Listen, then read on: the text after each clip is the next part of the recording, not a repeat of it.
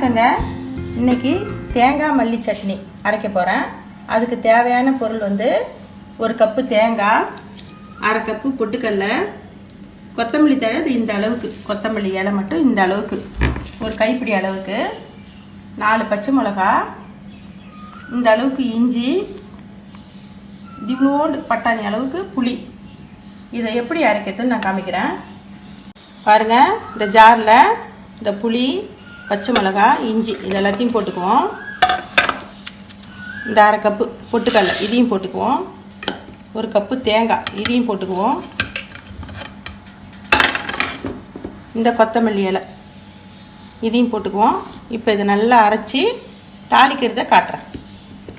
இப்போ ஒரு வானலில் கொஞ்சம் எண்ணெய் ஊற்றிருக்கோம். 1 ஸ்பூன் எண்ணெய் ஊற்றி 1 ஸ்பூன் உளுத்தம்பருப்பு, 1 ஸ்பூன் கடுகு போட்டு பொரிஞ்சிச்சு.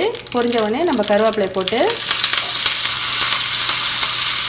ஒரு 2 ஸ்பூன் வெங்காயம் இதை போட்டு நல்லா வதக்கி நம்ம சட்னியில் கொட்டிக்குவோம். பாருங்கள், சட்னி அரைச்சாச்சு. இதில் தேவையான அளவு உப்பு போட்டுக்குவோம். அதுக்கப்புறம் இந்த வதக்கி வச்சுருக்க இது பாருங்கள், வெங்காயம் நல்லா பொன்னிறமாக வதங்கிடுச்சு. இதை நம்ம இதில் சேர்த்துக்குவோம்.